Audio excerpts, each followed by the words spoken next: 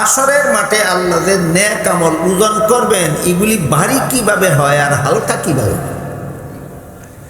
যেন আমরা ভারী সোয়াবের কাজ করতেছি না হালকা সোয়াবের কাজ করতেছি, এই ব্যাপারে যেন আমরা সতর্ক থাকতে পারি। বান্দার নেক আমল ভারী হয়, ওজনদার হয়,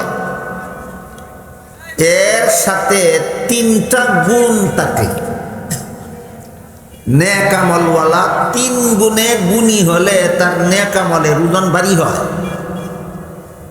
গুণ 3টার অভাব থাকলে জীবন ভর নেক আমল করতে পারবে, কিন্তু ওজনের সময় দেখা যাব মোটেও ওজন নাই। তাইলে আমলের পরিমাণের দ্বারা আমলের ওজন হয় না 3 গুণের দ্বারা? এটা কি আপনাদের সকলের জানা দরকার নয়? আপনি জন্ম থেকে মৃত্যু পর্যন্ত জীবন ভর অনেক আমল করতে করতে করতে করতে একবারে অতিষ্ঠ হয়ে গেছে। 3 গুণ যদি না থাকে ওজনের সময় দেখা যাবে জিরো, কিচ্ছুই দেয়। এই জন্য আমরা সমস্ত মুসলমানেরা সোয়াবের কাজ করি সময় ওজন ছাড়া সোয়াবের কাজ করি না ওজনদার সোয়াবের কাজ করি, বুঝে শুনে করা দরকার। অনুরূপভাবে গুনার কাজ করি সময় ওজনদার গুনার কাজ করি না হালকা গুনার কাজ করি, বুঝে শুনে করা দরকার।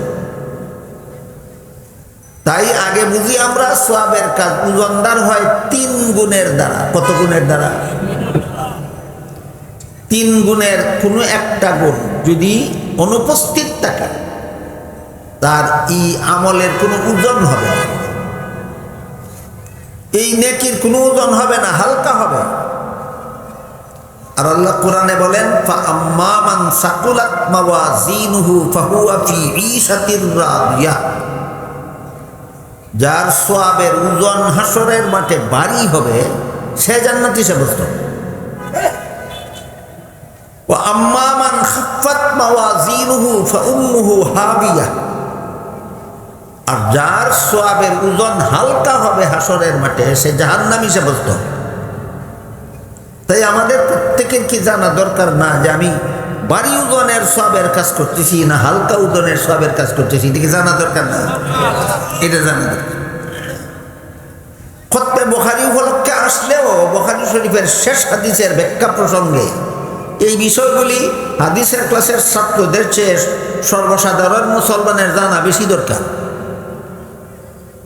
এই বিষয়গুলি হাদিসের ক্লাসের ছাত্রদের চেয়ে সাধারণ মুসলমানদের জানা বেশি দরকার, যে আমি যে জীবনভর নামাজ পড়তেছি কি হালকা ওজনের নামাজ পড়তেছি না ভারী ওজনের নামাজ।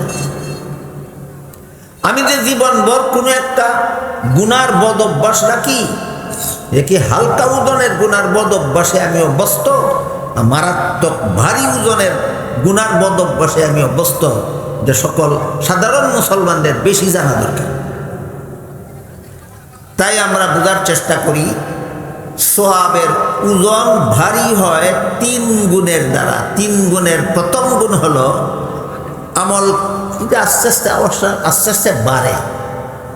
এ হইচইটা এখানে এখানে কি করবো? বাজার টাজার নাকি আশেপাশে কোনো হাট বাজার?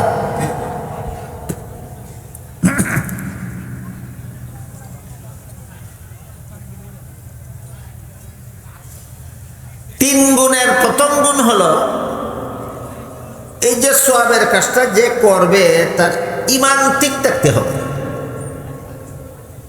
যেমন নামাজ যে পড়বে সওয়াব পেতে হলে তার ওযু ঠিক থাকতে হবে। বলেন তো, একজনে ওযু করেছিল, মসজিদে ঢুকেছিল, নামাজ শুরু করার আগে তার ওযু নষ্ট হয়ে গেছে, এখন কত রাকাত নামাজ পড়লে সওয়াব হইব? ঠিক তেমনি ভাবে আপনি ঈমান গ্রহণ করেছিলেন, কিন্তু নেক আমল করার আগেই ঈমানটা নষ্ট করে ফেলছে। এখন সারা জীবন কি পরিমাণ সওয়াবের কাজ করলে ওজনদার হইব? তাহলে ঈমানটা রইল কিনা যাচাই করা দরকার। আমরা ছোটবেলায় কলেমা পড়ে মুসলমান হয়েছিলাম, জীবনভর নামাজ পড়তেছি, নামাজের ফসলটা আমি পরকালে পাবো কি না পাবো না নির্ভর করে ঈমানটা ঠিক আছে না নষ্ট হয়ে গেছে সেই কথা না। বুঝেন কি কথা আপনারা আমার? সারা জীবনের নামাজের সুফল পরকালে পাইতে হলে ছোটবেলায় যে কলেমা পড়ে মুসলমান হয়েছিলাম, সেই মুসলমানই ঠিক থাকলে নামাজের ফসলগুলি পাবো, না ইমানটা নষ্ট হয়ে গেলে ঠিক থাকে। এই জন্য সমস্ত মুসলমানের নেক আমলের ওজন হাসরের মাঠে পাইতে হইলে সদা সর্বদা হিসাব রাখতে হবে, ইমানটা আমার ঠিক আছে না নষ্ট হয়ে গেছে। জীবনভর সারা জীবনই হিসাব রাখতে হবে যে আমার ইমানটা ঠিক আছে না নষ্ট হয়ে গেছে।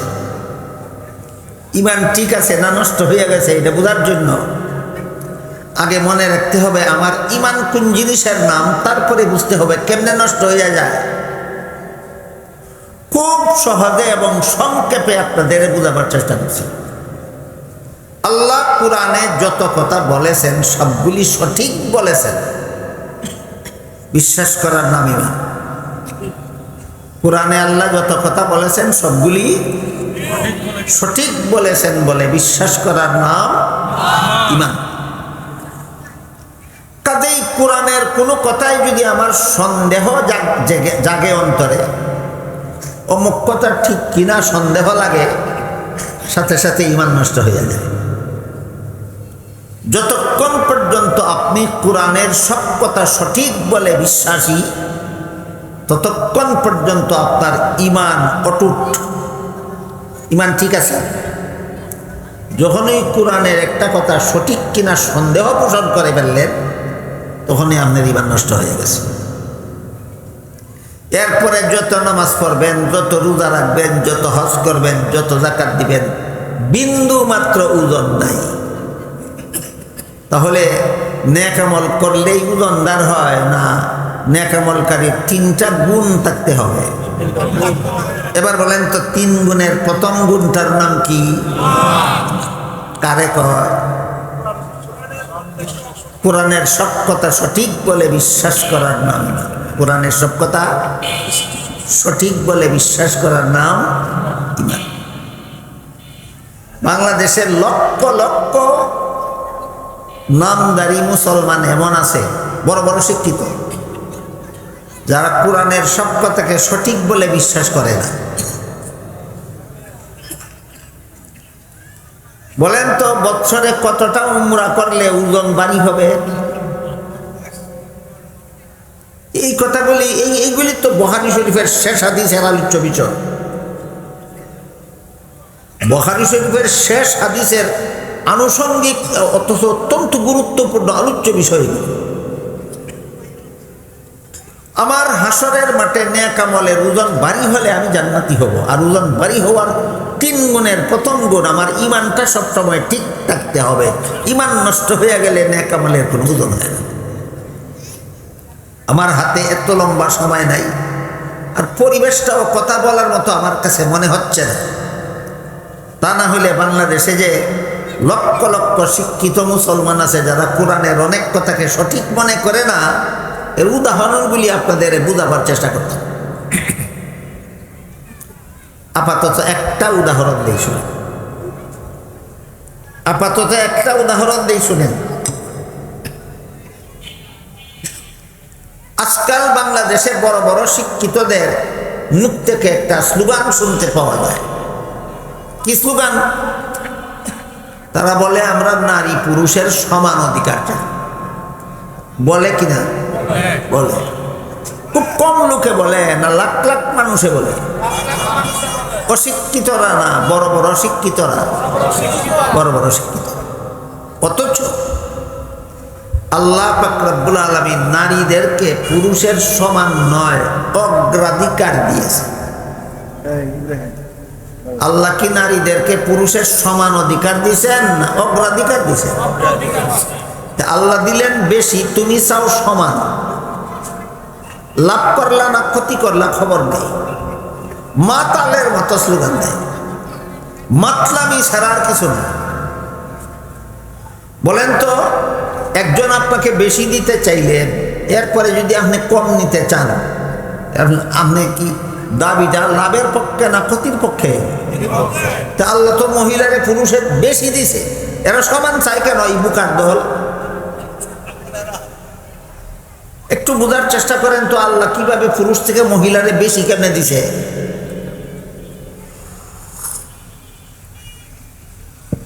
একটা পুরুষের সাথে যখন একটা মহিলার বিয়ে হয়, একতরফা দরকারে বিয়ে হয় না, উভয়ের দরকারে সমান সমান দরকার।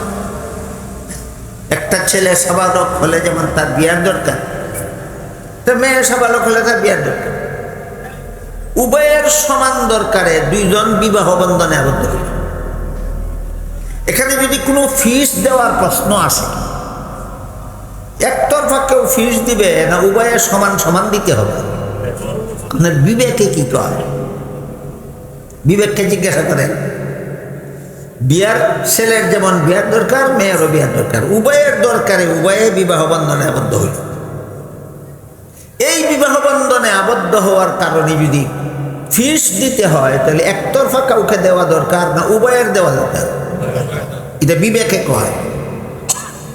আল্লাহর বিধান বলে মেয়ে একটা টাকাও দিবে না, ছেলে শুধু একতরফা ভাবে মোহর দিতে হবে। স্ত্রী স্বামীকে একটা পয়সাও দিবে না, অথচ বিয়ে তারও দরকার।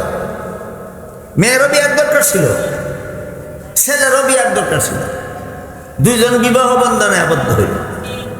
আল্লাহর বিধান কয় মেয়ের পক্ষ থেকে ছেলেকে একটা টাকাও দেওয়া হবে না, ছেলের পক্ষ থেকে মেয়েকে মোহর দিতে হবে। এটা কি সমান অধিকার হইল না একচেটিয়া অধিকার হইল? একচেটিয়া অধিকার। বিবাহ বন্ধনে আবদ্ধ হওয়ার প্রত্যেক